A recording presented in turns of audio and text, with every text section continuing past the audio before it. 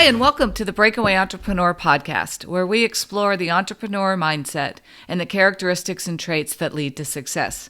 I'm your host, Janet Fish. In this episode, we talk with Eva Lisle and her thoughts from the heart. Eva speaks from her heart. She shares her experience as an entrepreneur, creating and running 2 businesses with her husband, John. We talk about the importance of community, how to leverage networking to grow your business, and more importantly, how to become a better person through more effective communication. I hope you enjoy our chat. Eva Lisle, how are you this morning? I am really good. I'm so excited to be here. I'm so excited to have you. I know I've been trying to get you on this podcast for a while, so I'm glad we finally made it happen. Well, me too, and I kind of like the Zoom format because I get to watch you and see you, and so no, this is perfect. I'm so excited to be here. I am loving it. So I have previously, my first, half a dozen episodes were all just audio, and then once we're always here at home, I started doing, and it's so much different. I think it really changes the dynamic of the conversation because it's like I'm literally kind of sitting with you in my living room, which my first 5 or 6 podcasts were all actually sitting in my living room or in my dining room. Oh, how fun. Well, next time you get to finally have us back in your living room, I want to come back and be in your living room because that sounds fun. Yeah, I would much prefer that. And we usually try to do it later in the day so we can, enjoy a little wino. Exactly. All right, so welcome. And so let's just start by share with us a little bit about Eva and what you do, and not just work-wise, but the Eva personal too. The Eva personal too. Well, gosh, that's kind of a fun thing to do. I do so many things. I'll tell you the thing that probably tells the most about me is that I do everything kind of through my heart. And that's great, and it's really sometimes kind of exhausting. I got into business because I was trying to help my husband, who I loved, and he was exhausted. And I thought, well, he can't do this alone. I work with our people in our business in a way that it's just because I really like them. Yeah. I like our members. I like our clients. Even the clients that I don't like, I appreciate. And I kind of like to hang out with people. And, obviously, you want to help people in whatever the thing that they want to get kind of further ahead with. But I just so enjoy people that, that's kind of what I do. So I work at the Crocker as an art docent, and I love art. And I think the thing I love about art is that it is a really physical, visual way to express that thing that's inside us. And that kind of describes how I do everything. That's what I love about business, that it's this thing that happens. First there was nothing, and then you've had this idea, and you get this thing that comes out of you and gets expressed, and then you have this enterprise out in the world. So I'm very much influenced by that inner voice, mm-hmm. and then how it gets expressed in the world. Whether it's art or business or a family or a relationship. I love relationship talks. So, and I don't mean just like with your spouse, but, friends and how businesses relate to each other and how countries relate to each other. So, I don't know if that's, I feel like I've gone off on my own tangent, but. So explain or go a step further into, I know that you've got the docent. I don't know that that's a paid thing. That's probably not. No, that's my gift to the That's community. your gift to the world. But you've also got two businesses that I know of. Yes. So talk a little bit about the journey. It sounds like it involved John in getting to that. When that happened, how long you guys have been in a business, by yourselves. Talk a little bit about that journey. Okay. Well, funnily enough, we almost started both businesses simultaneously. Outback Solutions, which is our web design company, we create and manage and design and do SEO work for all kinds of websites, businesses, nonprofits, churches, etc. And when it was a brand new business, John was invited to something called BNI. And it was a brand new chapter of this thing called BNI, which we'd never heard of. And he was like the fourth person in the room here in Sacramento when it was beginning here. And he was very excited because it introduced him to other people. And even from he had past military background, we knew that to grow a business, you had to know some people. So he was excited and very quickly was asked to be the person kind of in charge of BNI in this area in its infancy. So this was, kind of one chapter and then another chapter. And very quickly, because BNI, which stands for Business Network International, is a way that businesses can learn how to refer business to each other and essentially become kind of like an extension of your own sales force.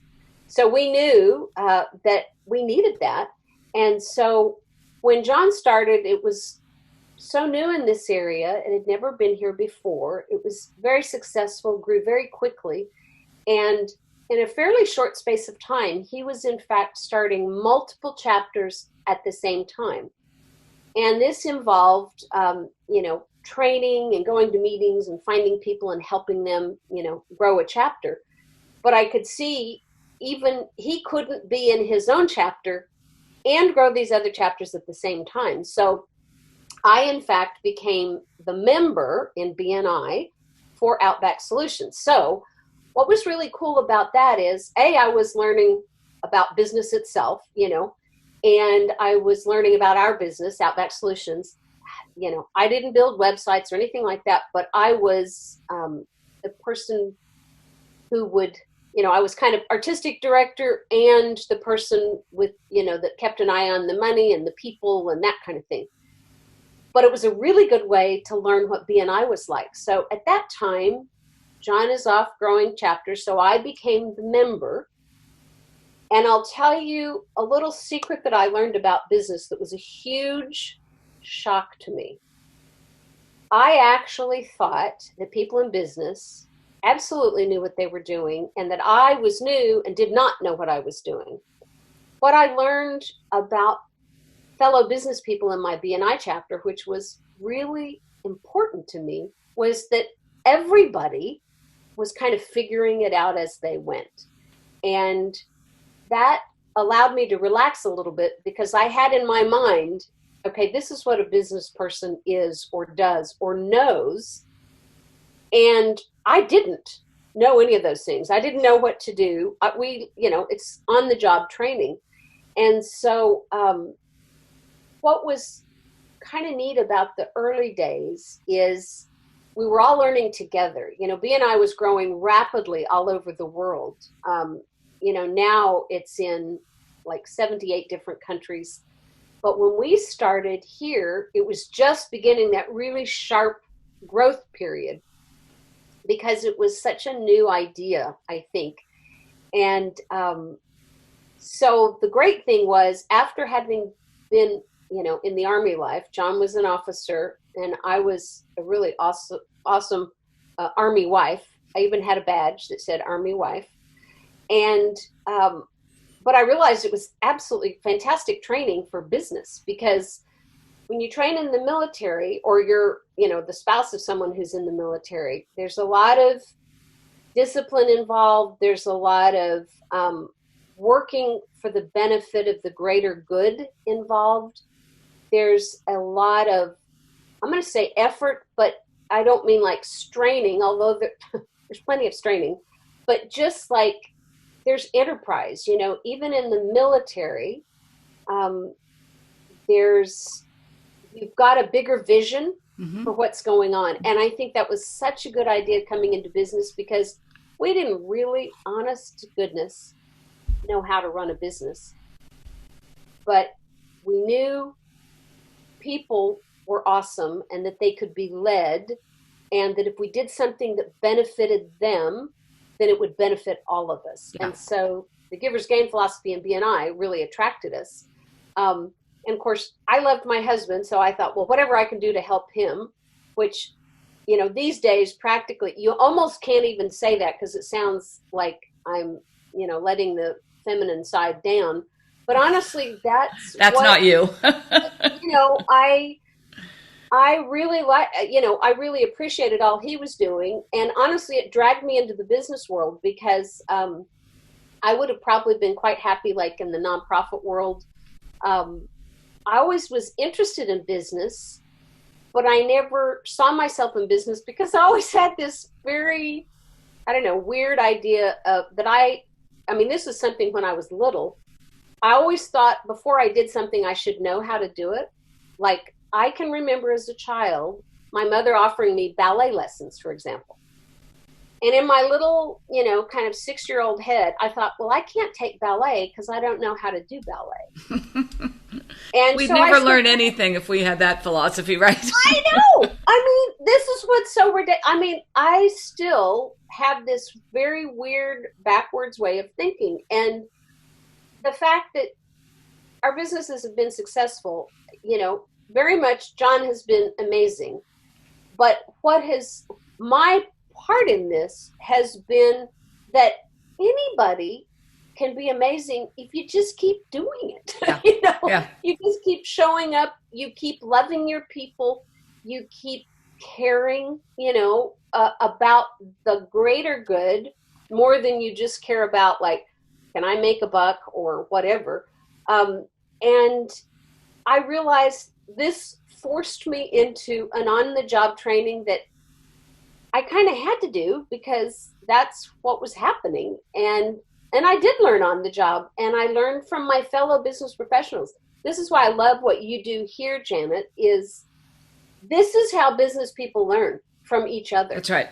Even though there's business school and there's Harvard Business School and Stanford and all these different things, the reality is we learn from each other how to survive, how to thrive, how to succeed, And so you are when I first started, the whole idea of coaching was just brand new. Like we'd never even heard of a coach.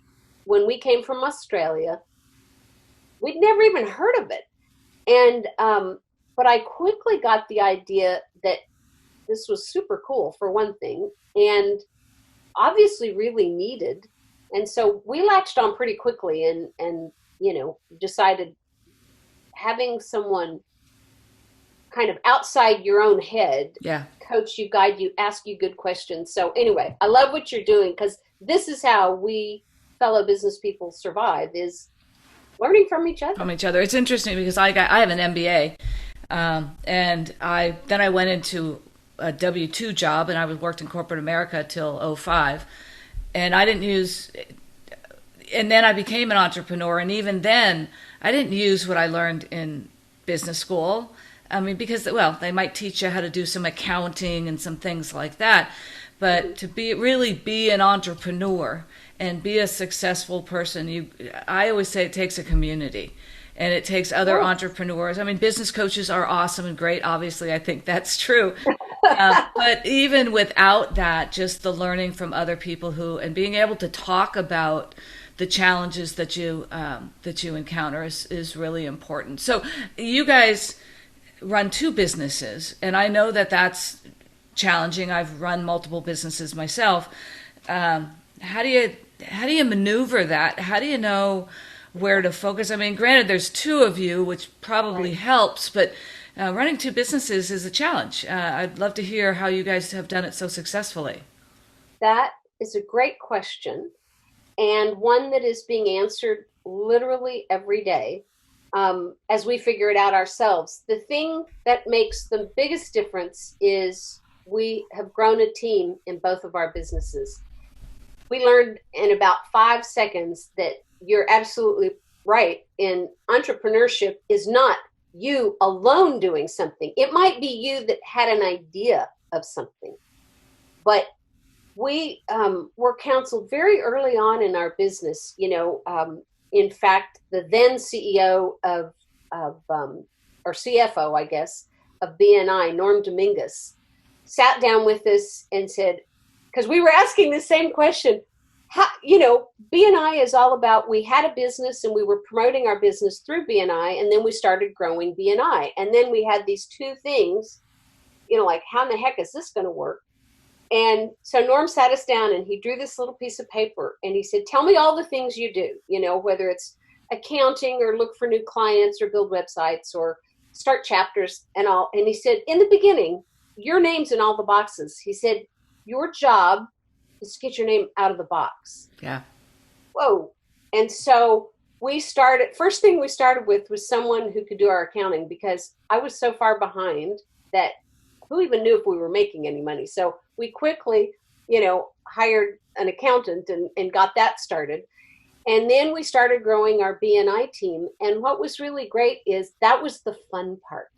The fun part is the people that you now get to meet, both in business and just personally. I mean, our friends are our fellow business people. Oh, yeah. Our fellow business people are our friends. They're our family now. Yeah. And in the beginning, I saw other people with that, and I really wanted it. I didn't know how it happened. But I love the fact that, people would walk in and, know their dry cleaner by name, or, wish somebody a happy birthday at a store. And now that's me. And I never realized that you could kind of purposely make those relationships that would be that meaningful, surrounding business, which is often seen as, particularly coming from Australia. I'm American, but my husband's Australian.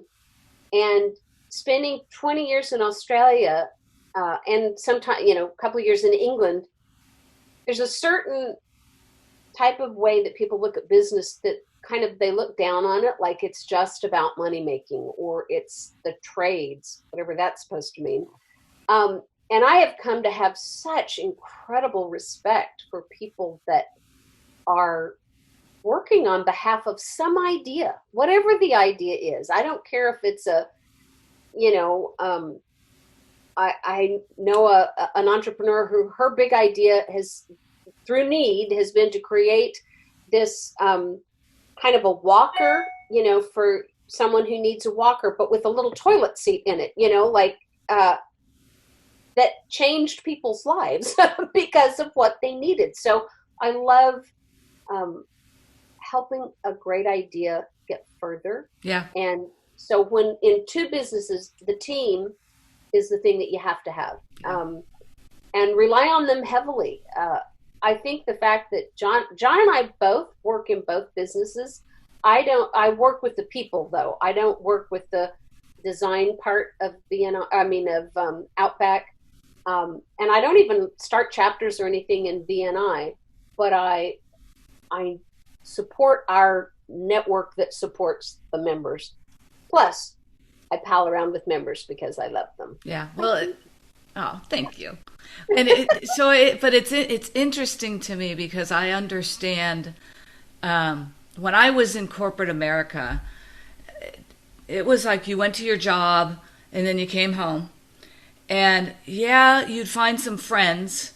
Typically, I would find friends that I worked with, but then I found once I no longer worked with them, I wasn't really friends with them. I didn't hang out with them. And that was just a natural occurrence. But what I have found once I became an entrepreneur, almost all my friends are entrepreneurs. I mean, and it's a very different way that I live my life. I don't hang it up at 5:00 when I punch out, right?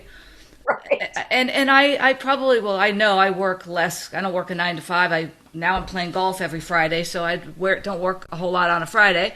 And I have the luxury of doing that. But it's so much more commingled, I think, as an entrepreneur. Yes. Not that you're all business, no fun, but it just becomes like I do business with you, and then we become friends, and then we hang out together, and then we have dinners together, and we go do things together. It's just to me, it's a very different relationship that I have with my business and the other people, whether they're friends or business people. It's different. It really is. And it's interesting to hear you say commingled. I think that commingling, it's like a way of being whole when you think about it. This idea of I keep my professional life separate, and I keep my religious life separate, and I keep my, physical fitness life, that all those separate. As an entrepreneur and as a business owner, firstly, it's almost impossible anymore because you are personally involved. And here's a phrase that I really dislike because it's not true. This whole, it's not personal, it's just business. That is absolutely balderdash. It's very personal. And I understand they're trying to say, I'm going to just make some money and it's not you that I'm hurting. It's not true. It's all personal. I don't care if you're the CEO of a huge corporation. It is very personal. Now, can you make decisions that are kind of global in perspective and think of the organization? Absolutely. But something that you said made me realize that the thing that we've created, this business or this enterprise, it's a living thing. Yes. And so it's personal to that living, breathing, growing, creative enterprise. And what you do with it, to it, through it, matters tremendously. And so it's very personal. And I might even go as far as to say, because I totally agree with that. And I might go as far as to say that the money-making part of that living, breathing entity is almost the least important part of it. And maybe that's because I'm a coach and that's what we serve and we give and all of that. We help people. But I suspect anybody, whether they're the plumber or the hairdresser or the CEO of some, big bank that they created, it serves people and helps people. But I don't look at the success of my business. Now, we all have to make money or our businesses aren't viable. Right. But I don't look at the health and the success of my business through the lens of my QuickBooks accounting. Like I just Absolutely. don't. I think it's because it's hard, and you've got to have a deeper reason for the weird hours and the multiple layers. Because even if you're a solopreneur and it's just you and your business and your clients, maybe you have a very high-end, clientele that you only have to have, say, 100 clients. But it's so multi-layered that you can't kind of let it go, and it's very much something that you're always a part of because a part of you has gone into it. So I want you to go a little deeper because I love going deeper. One of the main reasons I started this podcast, and I try to dive deeper in every person that I talk to pull out, to me, the main reason this podcast exists is to address and talk about the challenges that entrepreneurs have, that every entrepreneur faces. Successful entrepreneurs face bigger challenges because they get more successful. And you just said, it's hard and we have to maintain it. So dig a little deeper in what that's looked like for you and you personally, or you and John, facing those challenges and how you persevere through them. And I suspect that right now we're all facing some level of, even if your business is booming because you sell toilet paper or, something that people want, but now you've got supply chain issues and logistic issues because you've got to get more of something so whether it's a challenge we're all facing a challenge of some kind. So just talk about that, because I'm really curious to hear how everybody deals with it differently. They deal with it differently at different times. And I'm fascinated by that. I'm really glad you asked, because it's one of the things that people don't kind of want to talk about. I know. They all try to pretend like it's easy. And that's why I want to talk about it. And I think that, and this, I don't know if this is if this is the same around the world, but I notice because we spent so much time in Australia and various other countries, I really noticed the United States when we came back and how we do things. And one of the things that I've noticed when I left, I really missed how Americans would kind of make a big deal about everything. Like we could celebrate and we could do all this. And then when I came back, I thought, oh my God, we make such a big deal about everything. And it exhausted me. But I realized that Americans by nature are kind of entrepreneurial because of, I mean, even the ones that are working a 9 to 5 as Americans, I mean, think about it. And I see this from a perspective of coming from overseas. You know, we're taught from little, you know, we're out selling Girl Scout cookies and we're selling wrapping paper at school to earn money. And when we would tell our Australian friends this, they would say, you had your children in trade? I said, no, we were, you know, kind of earning money for the PTA or something. But I think the hard part is it truly is up to you. No one is going to pay you or follow you or even be interested if you don't show them what it is that you do, why to be interested. And that used to honestly really irritate me because I was someone who thought very deeply about things. And here's a good phrase that every man and woman will understand. My husband would or wouldn't do something, and he would know by the look on my face that he missed the boat somehow. And he would say, what's the problem? And I would say, well, if you don't know, I'm not going to tell you. Oh, yeah, that's helpful. Like, well, firstly, the worst way to run a relationship, obviously we got through that.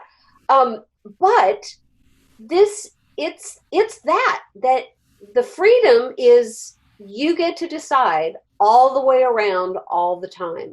And like the current climate that we're in, we each, and we talked about this early on, we each got to decide, are we going to kind of sit this one out? I mean, I know people that dissolved their businesses right at the beginning and said, look, I was ready to retire, so I'm going to sell the liquor store anyway. I had a friend who, that's kind of the route they went.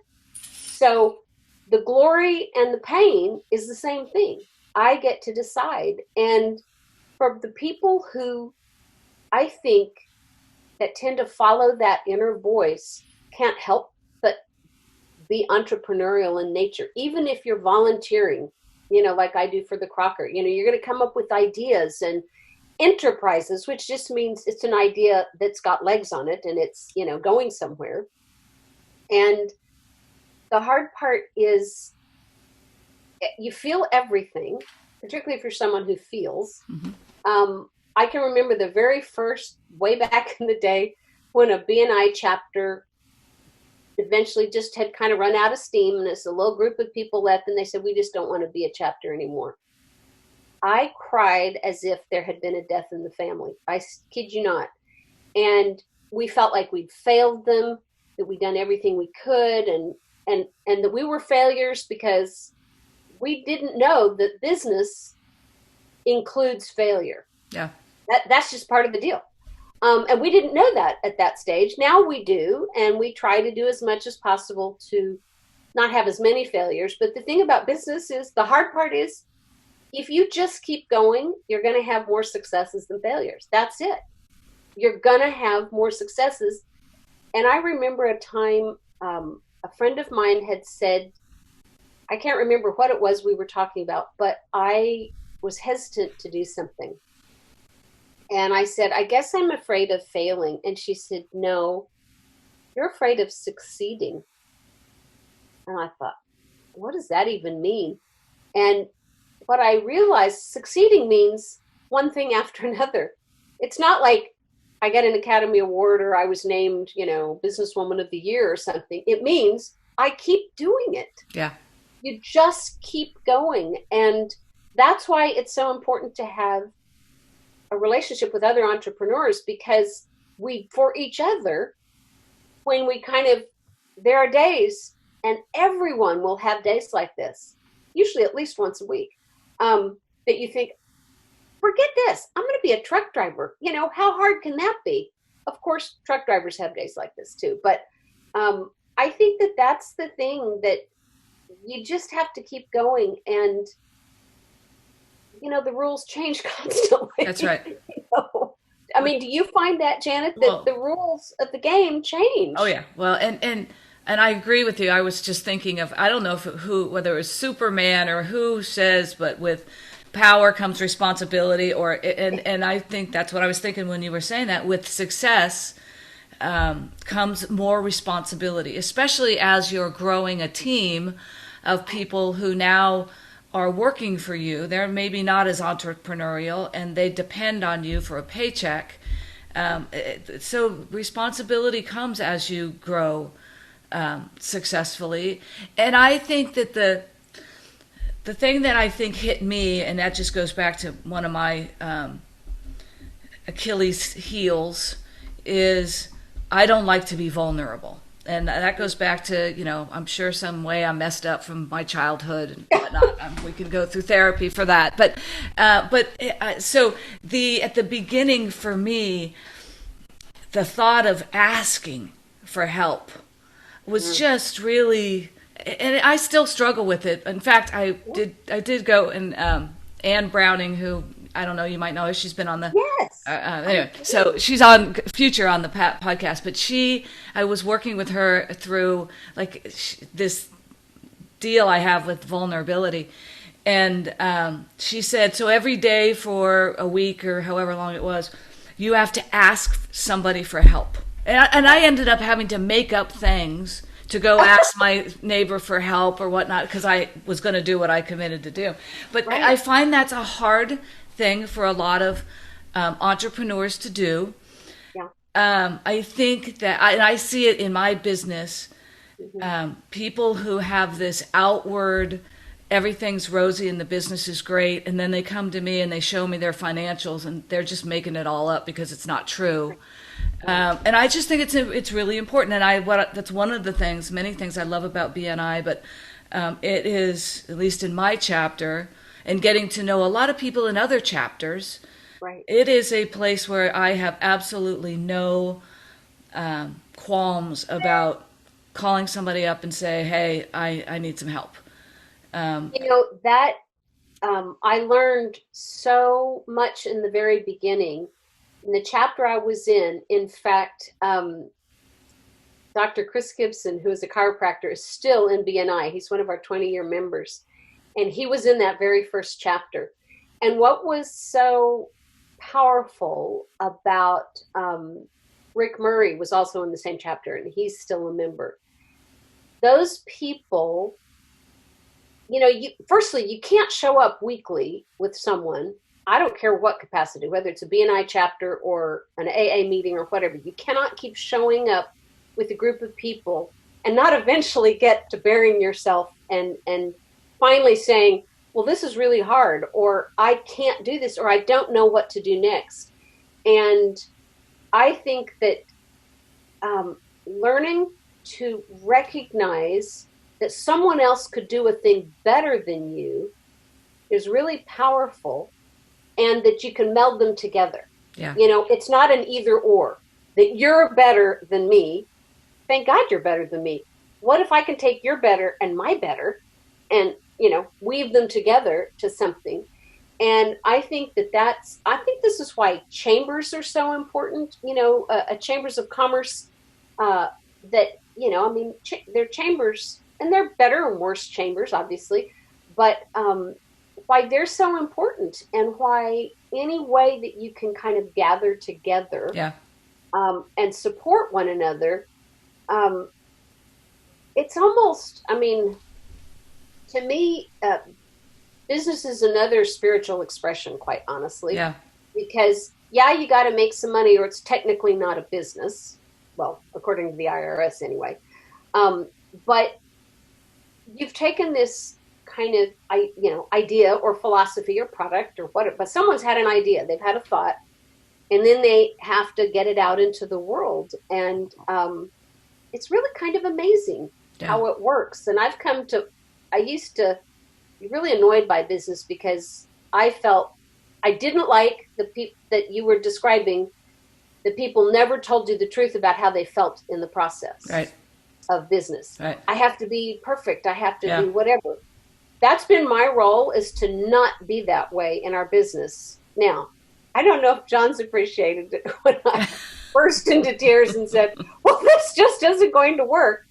But I think that it's like I was that character in the Greek drama that would come along, this too shall pass, or what about this thing, because I apparently have to have things explained to me like some kind of kindergartner. But I think that's the blessing that I bring, is I got to have it made simplified for me. Yeah. Well, and I think it's helpful. I mean, maybe not. Oh, I think it absolutely is. One of the things that I've seen, and certainly through coaching, but also I've seen through one-to-ones in BNI or just any chamber, any networking. But if you sit down with another entrepreneur, and I don't care where they are, and have a conversation and explore, because I think what entrepreneurs do sometimes is we just get stuck in where we are in our tunnel. Yep. And when we talk to other entrepreneurs, oftentimes it allows us to stop and take a look at our business or some part of our business and look at it in a different way. And analyze, you think, I can't tell you how many business owners that I have worked with, and we always work on what are your marketing strategies, and I'm doing this, I'm doing some social media, and I'm placing ads, and blah, blah, blah, all the whatever it is. And I'll say, so which one is the most effective? I don't know. You don't know. Yeah. Or like, I'm running an ad I'm a restaurant owner, and I'm running an ad and for people to come in and get a discount. And then they don't even track to see whether the money that they spent actually, the return on their investment was any. So it just is interesting to me that sometimes we just get so running on our treadmill that we don't even take a step back and say, how might we even just analyze what we're doing and what we might do differently. But that's a powerful thing that I see come out of conversations with entrepreneurs. Because I can sit down, what are you doing for social media? Let's have a conversation. All right, let's try that. So I just think that that's so powerful in the conversation between entrepreneurs, is just to get new ideas or to look at things differently. I think that that's one of the greatest side benefits of BNI. It's never why someone would join, because they don't realize that that's so helpful. But the thing that you get is to see a perspective from multiple different types of businesses and all the different ways of doing business, because there's no just one way, there's just not. And there's no one good way, because it kind of depends on who you are and who your product and service is and all that kind of stuff. But that you get the perspective and you track. I mean, as a person who's not a numbers person, I would never have included this, thank you for closed business or tracking the number of referrals or something.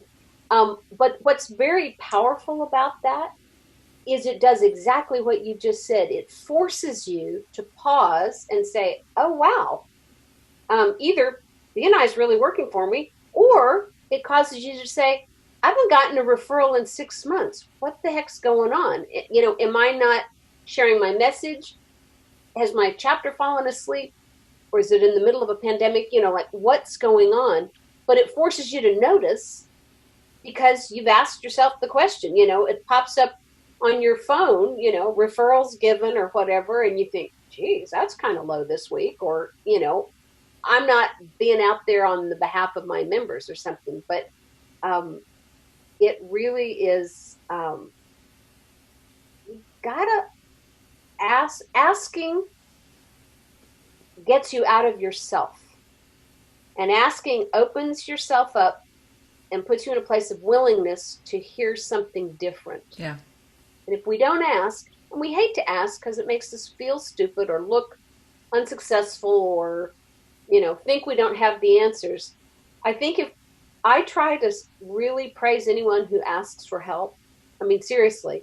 And I've given, particularly members of our team that struggle with the same thing, because we're all alike. Entrepreneurs hate to ask for help. Right.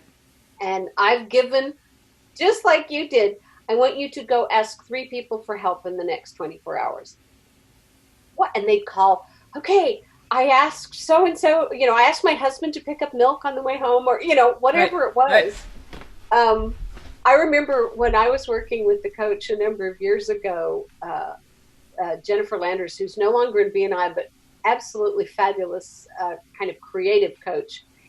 And one of the things that I had to commit to, and I don't even know exactly how this got on, but I think it was to overcome my fear of what will people think, like about if I do that thing. I committed to wearing no makeup for a week. And you know what? Nobody noticed. And I thought, well, that was like wonderful and sort of disappointing. Nobody even noticed. A couple of people said, "Are you tired, Eva?" And I realized I didn't have, bright lipstick or something. Right. But what was really great about it is, again, it got me out of my, place, my, whatever that perspective was, like, oh, people are going to really look at me in that way. Turns out nobody's looking at me. That's right. They're looking at their own thing. And that was freeing, really. And then I could ask. That's so funny. Okay, that's your idea. So vulnerability, I don't like it, but I certainly know its value. For sure. So I want to interconnect a couple of things. I want you to talk about the colors Integris. Okay. And I want you to weave that into,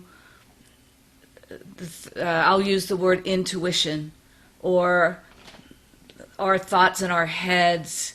But I want to, if you can you kind of weave those two, explain what I'm talking about, and then weave them in, because I think that I know, as I've coached over 1,000 people, and I know that one of the biggest traps that people fall into, and whether it's an entrepreneur or a mother or anybody, but we tend to not stop and think or feel. We think more and not feel more. We tend to keep running and not stop, and we tend to, so. I love it.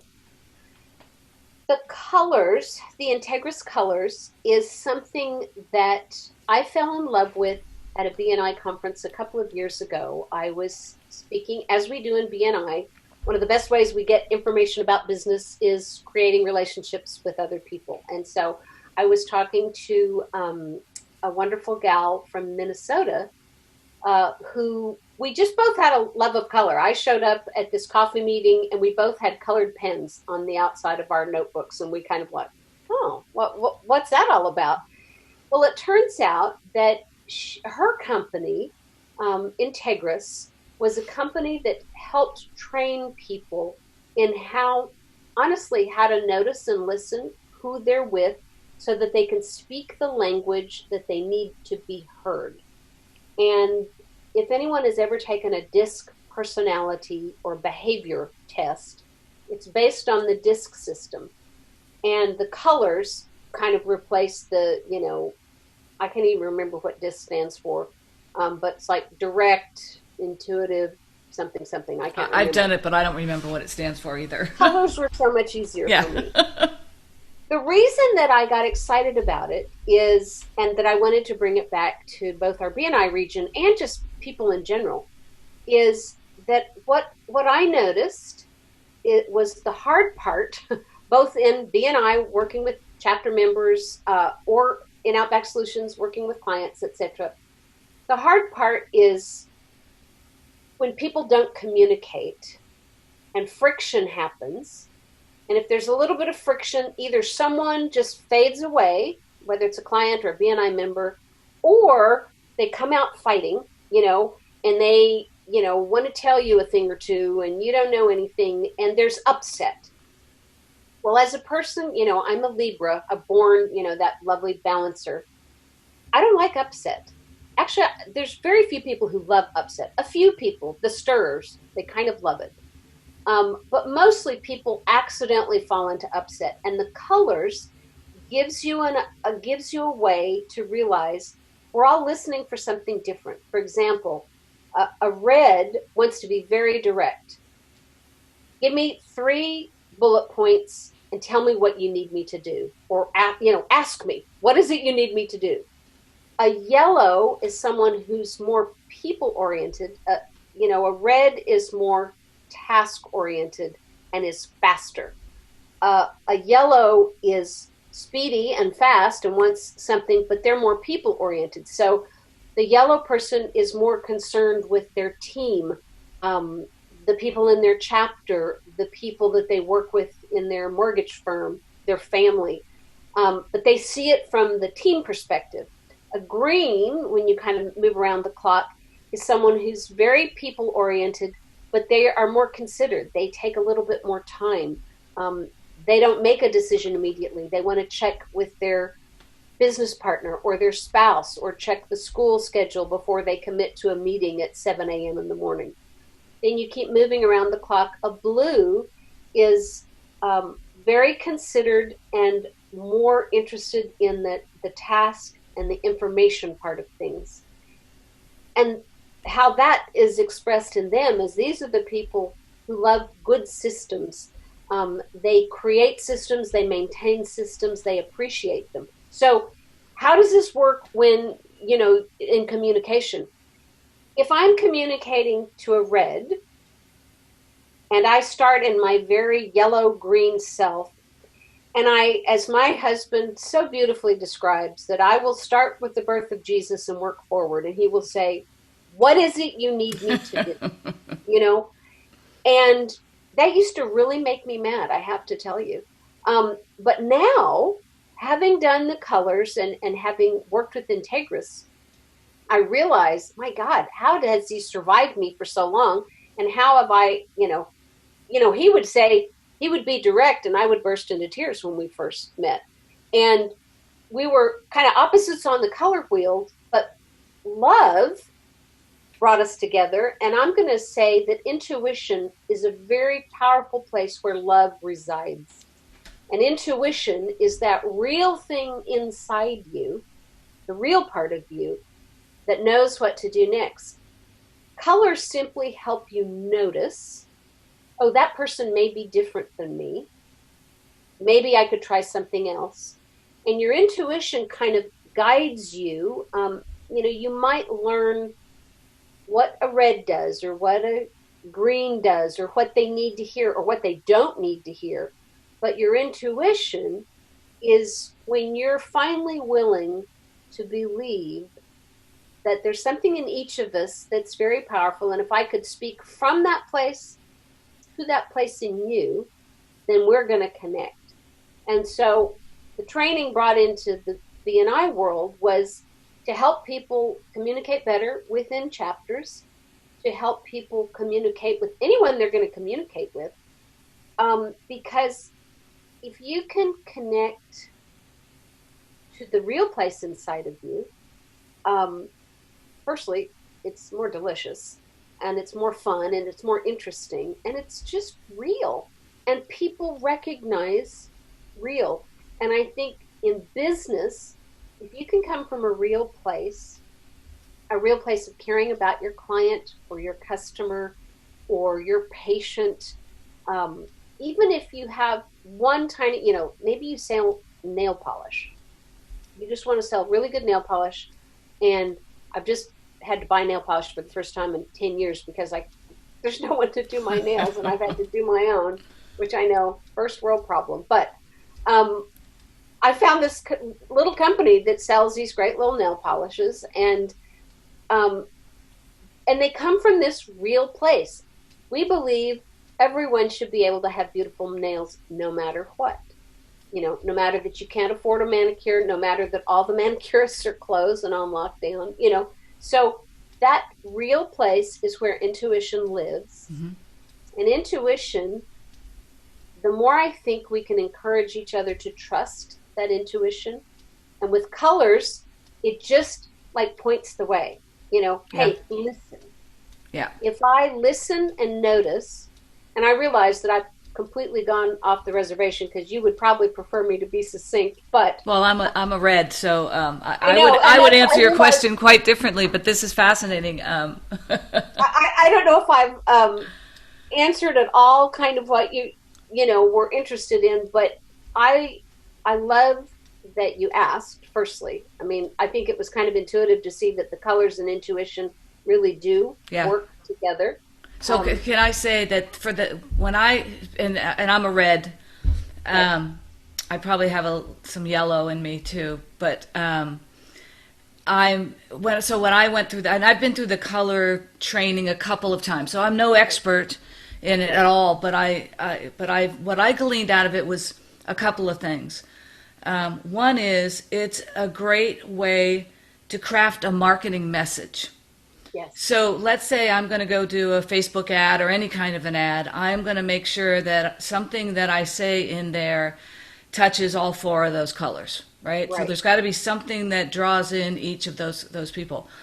So I really approached it from the standpoint from a marketing message, because I'm really focusing on online marketing at the moment. So there's that. The second piece of it, which is why I kind of thought about the intuition part.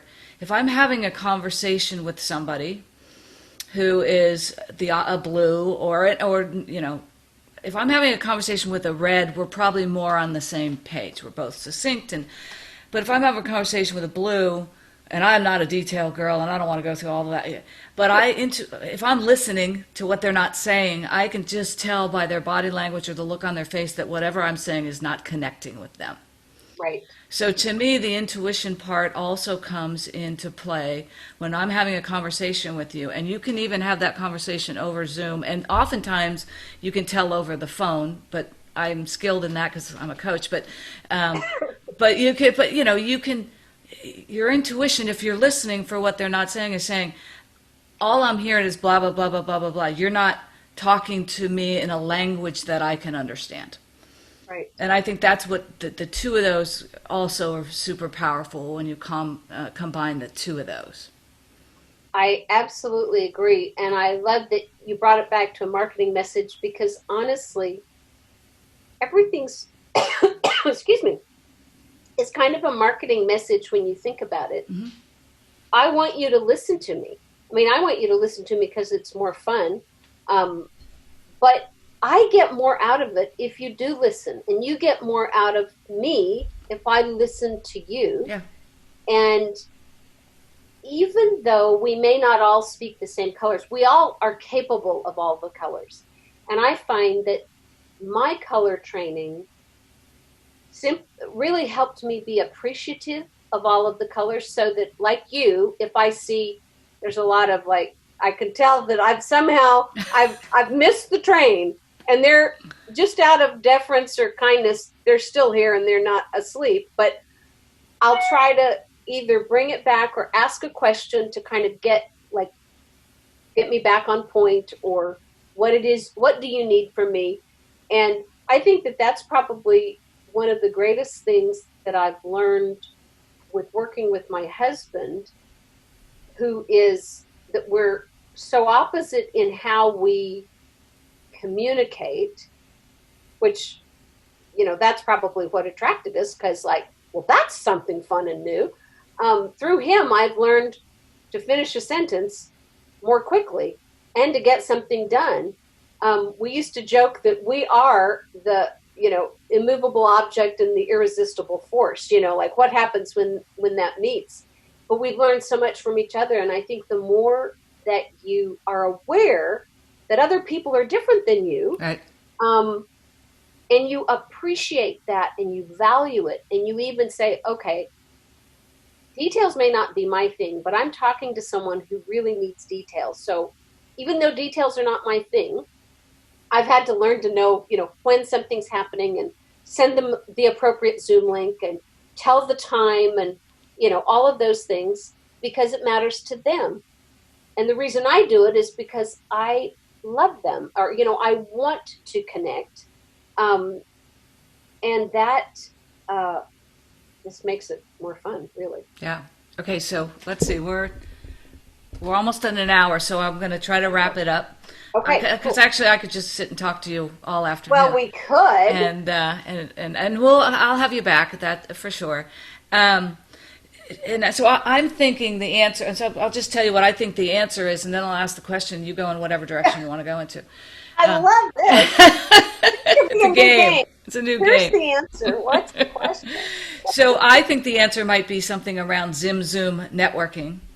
But what I want to know is so we have been 2 plus months in this, shut down new world of communicating through Zoom, still trying to stay relevant to our clients, still trying to get new clients. I mean, we're all in that boat. And so I'm just interested, what's next in light of what's transpired? And I think you asked me the question, what are you going to keep doing when this is all over? So somewhere in that question of what's next, what are you going to keep doing? What's next for Eva? The answer is sort of ZimZoom networking. What I noticed in all that we were doing is that I was only talking to people I already knew, BNI members, my family, the person that came to fix my internet, and I thought, how on earth are we ever going to meet a new person? Not that I'm not satisfied with people I know, but in business, if you're already a client, you can't be a client twice. Right. So I thought, so how do we meet some new people? And also, can we just can we declare there's enough business for everyone if we would work together to do it? So ZimZoom networking is something that I just started just last week. And we gather on Zoom and we ask some quantum questions to kind of ask ourselves, what are we doing? What do we need to do? How can we help one another? What do I need to notice about what's going on within me in relationship to, my business or the community or what's happening? And then we spend some time in conversation in kind of breakout rooms. And I thought then the bonus is we invite other people that are not in BNI, that are other networking groups. ZimZoom is actually a Hebrew word which talks about the creation of the world. And to ZimZoom means you're holding a space for someone. So ZimZoom networking is a way to hold the space for other networking groups or individuals and then kind of invite them in. Let's meet each other. Let's play. It's like a playground, for people who can't go to a networking event that has 200 people there. And to kind of hold the space for networking and to say networking, which means creating and holding a space for relationships that lead to business and profitability and sustainability for our community. Yeah. Our community needs us right now. The thing that I want to bring forward is the fact that even as a networking group that has been quite successful, both for our members and in the world, we don't stand alone. We need each other in the community. I would love to have, kind of shared networking time, and that's what ZimZoom is, with other chambers, with creative mornings, with, professional attorney groups or, real estate agent groups, and just a place that people can come and that we network, but we network kind of with the purpose of, it's almost like a little mini coaching session, although I'm not doing any coaching because the really best coaches, as I know, ask a really good question, then I answer it myself, Right. Because you've connected me with my intuition or my inner knowing. So ZimZoom is a place that we have fun, that we create a space that networking with other networking groups is possible. And I think it's going to be something that even eventually when we go back to our face-to-face ways of networking, which I know we'll all love, the chamber lunch, our early morning B&I meeting, all the different things that we get to do together. I would love, my vision for this is a year from now, you have ZimZoom kind of over the lunch hour on your calendar, because it's a real easy way to get a little bit of heart food about networking and meet 2 or 3 new people. That is super easy. And then we know, I'm going to go visit that chamber. I'm going to visit that B&I chapter or something like that. So I liked it. You've only had one. Right. But what I really liked about it is it's not just I go and I do my 15-second or 45-second infomercial, which is all valuable. Right. But most networking events, you go in and you talk about your business, and that's it. And that, I like the heartfelt piece of it. The quantum questions, the stopping and thinking, what do you really need in your business right now? So I thought that was a great thing, and I can definitely see a value for it going forward as a standalone networking experience. But I could also see it as a great lead generator for people, for B&I chapters. They go and they meet some people. Hey, come check out our chapter, that kind of thing. Okay, so I am going to ask you one last question, because one of the things that you and I have talked about is the experience, and I think I've experienced it as well, but you communicated it to me, of we had to stop our life, right? And our lives were very busy. Mm-hmm. And now we're not as busy, right? Or maybe we're as busy, but we're not doing a whole lot of the same things we were doing. So you had expressed an experience of, when I go back, I'm going to look at it a little bit differently, of what I no longer feel like I need to do. So share that thought, because I loved it. The thing that was interesting about this whole shutdown is it happened so swiftly that you could really see the difference of before and after. There was no gradual nature. It literally started happening overnight.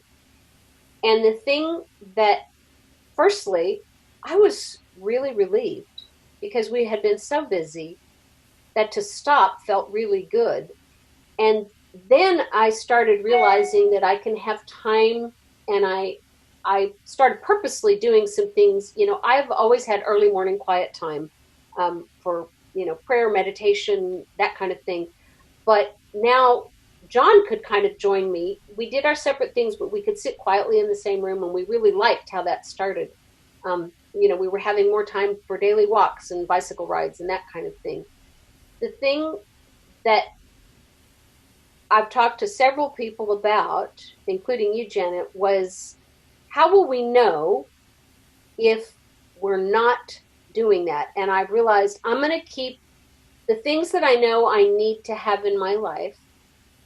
If suddenly my after, when we go back to the big world, if I can't do those things, my early morning quiet time, my walk, eating clean, which I've been able to do while we've been home, because I can't go out to eat, and I can barely even get food at the grocery store. If I can't do those things, then I've added something too much back into my schedule. And what's interesting is I had the experience last week of kind of getting a look at how this is going to be. Last week, we had a death in the family, and we couldn't go anywhere because we couldn't fly anywhere and we couldn't participate. But we still had business stuff we had to do. And so several things kind of got added in that week. Part of it was just because, we had to stop and just be sad and all of those things. But what I realized is I quickly moved back into those old bad habits of, I bought too much bread, and I, quit walking because I was sad and tired and blah, blah, blah. And this morning I thought, how do I keep focusing on the good things that I know now I have to have in my life? And I just have to keep looking at the good things that I know I need. They're not a universal good thing. They might be, we'd probably all benefit for eating clean and stuff like that. But we're going to each know, some of my friends with young children say, it's been so great to have time with the children. If we go back and I'm so busy, I don't have time to sit and color with the children at least once a week, then I will know, it's too much.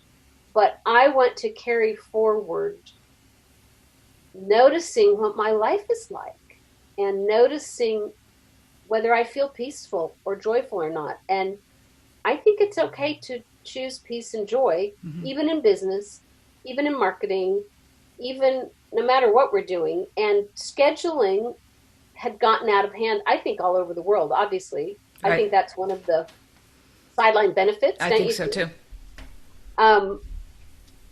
And I'm kind of thinking that because it happened so swiftly and so completely, that we are now, it's kind of like, how organizers will tell you in cleaning out your garage, like clean out everything and then put back the things that you want, like your car, the Christmas tree, whatever. We got to clean everything out of our lives, like all at once. So let's now put back the things we really love. If it's something that's not making you feel good, don't put it back. Yeah. Even if it's like, and this is going to be maybe shooting myself in the foot, but even if you're, say, a BNI member and you realize, I can't be at a 7:00 meeting anymore. It's too hard on my kids. Maybe you need to switch to a noon meeting, or maybe you need to take a pause on BNI.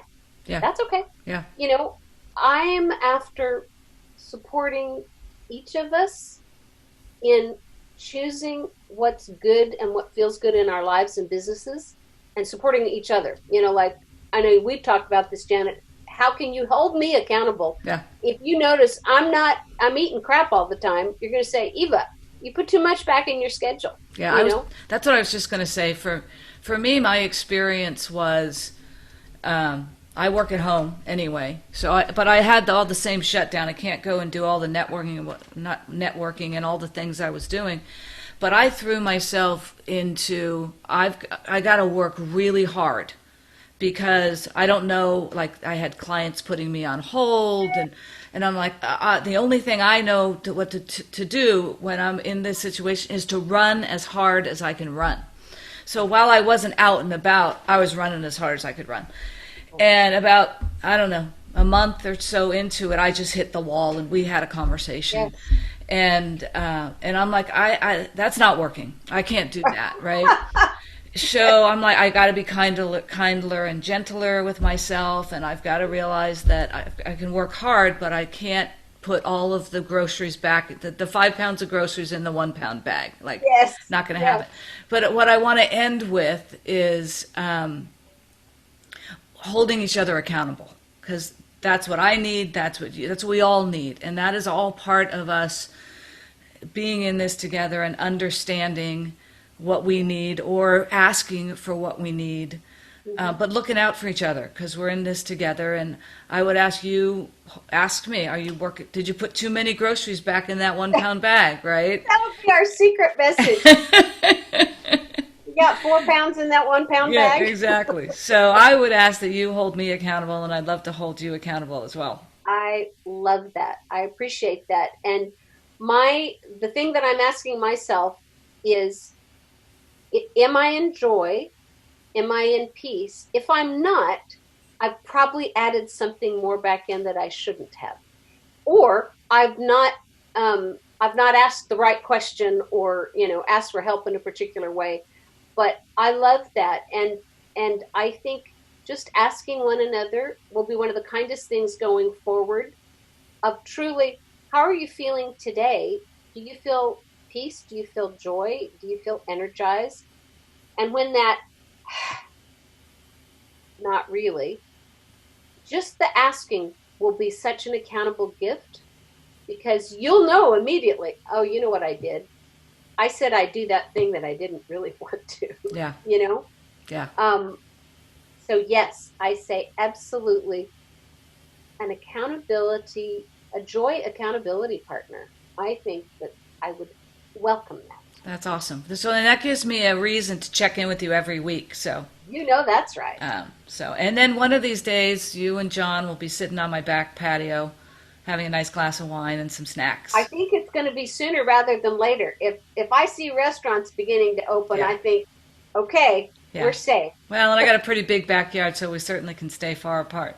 Woot. Although it won't be this week because it's going to be 105. So I know. Oh, it's crazy. Now we can't even go to the water. Well, it'll get back sooner, like you said, sooner rather than later. Eva, thank you so much for spending some time with me this morning. You are wonderful, and I enjoyed every second of it. Well, thank you so much, Janet. I appreciate what you bring into the world and your beautiful way of asking questions and just being kind of matter of fact about it. And I so appreciate it. Thank you very much. And I look forward to getting together for the next episode and sitting on my patio with my wine and enjoying it. That's awesome. All right. Thanks so much. Okay. Bye. Thank you for listening to The Breakaway Entrepreneur with Janet Fish. If you liked our show and want more, check us out at www.breakawayentrepreneur.com. If you have any questions, please email me at coach@breakawaybusinesscoaching.com. I'll answer your questions in an upcoming podcast. If you're enjoying our podcast, please share it with your friends and colleagues. I hope you'll join us next week.